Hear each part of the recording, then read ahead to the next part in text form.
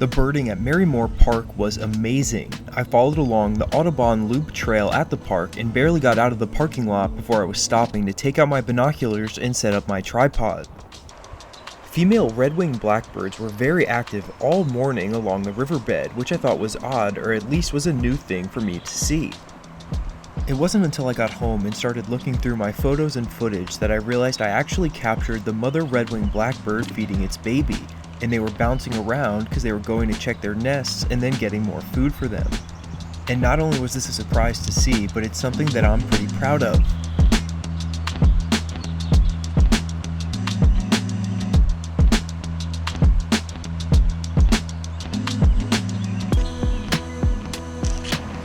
In the same area was this lone killdeer milling about and getting a drink, and I could hear that there was one nearby before it got into my frame. The timing of this was pretty cool because my dad had just sent me a video of a killdeer that he saw at his community garden.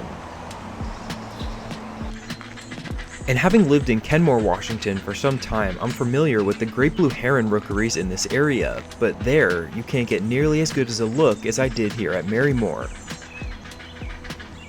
Seeing all of these young herons was pretty breathtaking and a funny reminder of what they sound like.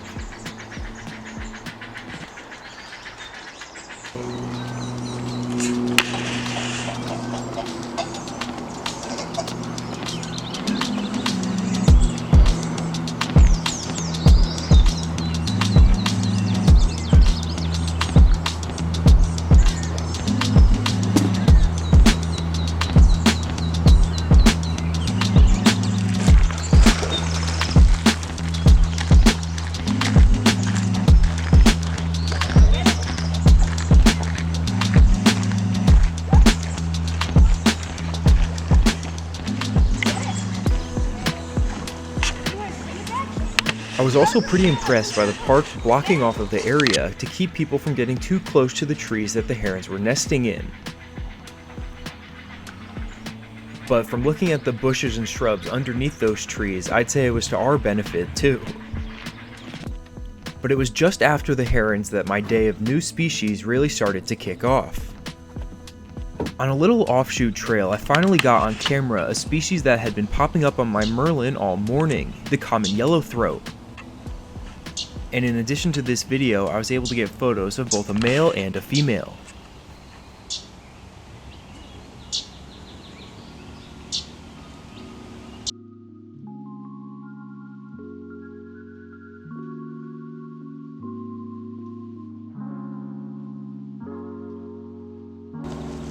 Right in that same area was a species that I had been waiting to see, the wood duck. This mother was swimming along with her hatchlings, and unfortunately I didn't get to see a male in all of their impressive colors.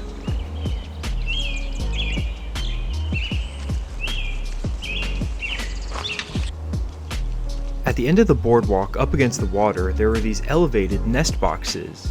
And the bigger, darker bird is a purple martin, another new species for me. And this is where I saw something that I thought was pretty crazy. There's this tree swallow on the railing, and one of the martins, I swear, pulled it out of the nest box with its beak and just tossed it down onto the railing there. And when I saw that, I first thought it might have been a young martin, just because that seemed to make the most sense, but I'm pretty sure that it was a tree swallow, especially after seeing a bunch more of them in a similar area.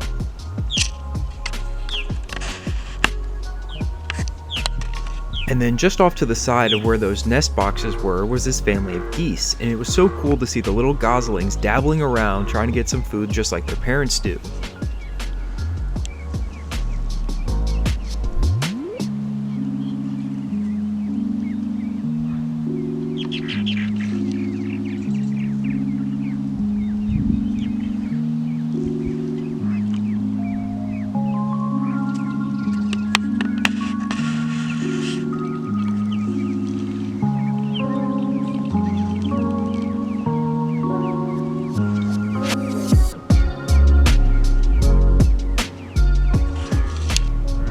I spotted this frog right before getting back on the trails.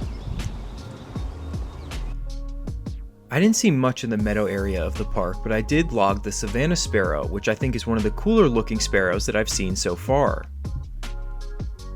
This park had so many species and different habitats, and I had a really good time exploring all of them. There were two main species that kept taunting me, but I couldn't find them enough to get them on camera, and those were the yellow warbler and the black-headed grosbeak. Thank you for watching, and if you enjoyed this video, consider liking it and subscribing to my channel for more videos like this in the future.